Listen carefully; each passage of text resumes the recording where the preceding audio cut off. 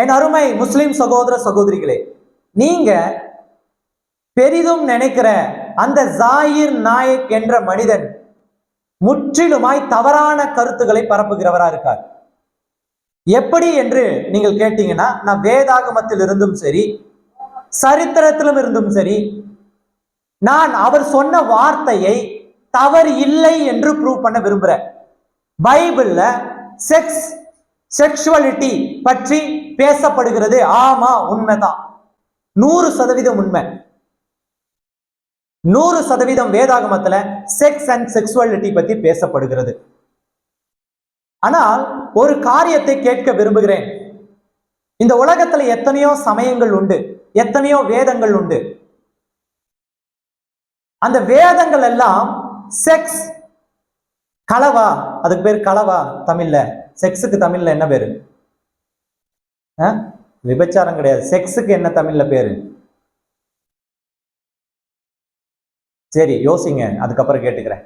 ஏன்னா முக்கியமான வார்த்தையெல்லாம் பிசாசு அழிச்சிடுறான், ஆண்டவர் கிடையாது.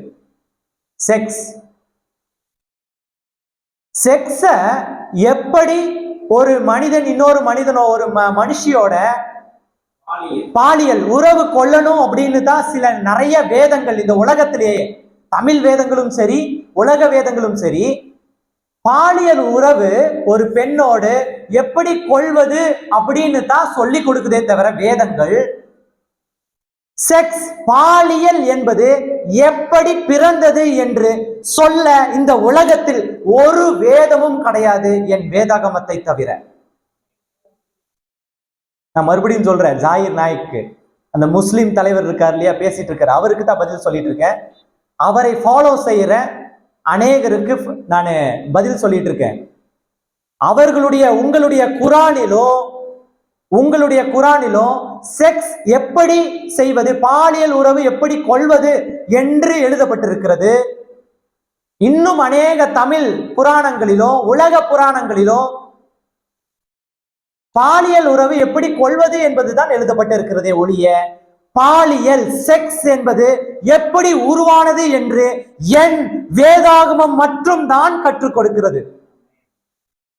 Sex is the holiest thing in this world for God, from God to human being. பாலியல் என்பது இந்த உலகத்திலேயே புனிதமானது, தேவனால் இந்த உலக மனிதர்களுக்கு கொடுக்கப்பட்டது. இது மனுஷனால் உருவாக்கப்பட்டது கிடையாது. It's given by God.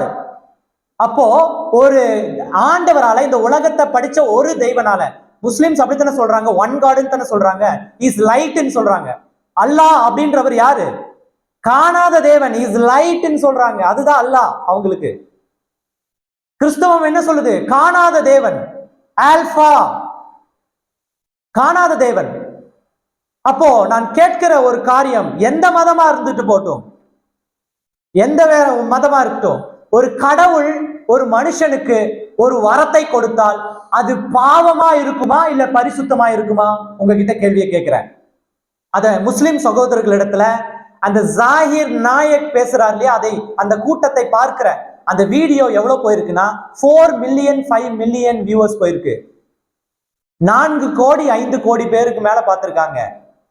அப்ப எத்தனை பேரை இந்த மனிதன் வஞ்சிப்பான் இல்லையா, தவறான கருத்துனால. நான் சரியான கருத்தை சொல்லி அவர் சொல்லுவது தவறு என்று அவருக்கே சுட்டி காட்டி, ஏன் நான் பேசுகிற பேச்சை இன்னைக்கு கேட்டார்னா, ஒருவேளை அவரே கிறிஸ்துவத்திற்குள்ள அது மதம் இது மார்க்கம் என்று சொல்லி மனம் மாறி இங்க வந்தாலும் ஆச்சரியப்படுவதற்கு இல்லை. ஹல்லேலூயா. My father who gave this Bible, and in this world there is only one holy book can say what is sex and how it came to this earth. இந்த ஒரே ஒரு புஸ்தகம் தான் இந்த உலகத்திலேயே செக்ஸ் என்பது, பாலியல் என்பது எங்கிருந்து வந்தது, யாரால் கொடுக்கப்பட்டது என்பதை சொல்லுகிற புஸ்தகம்.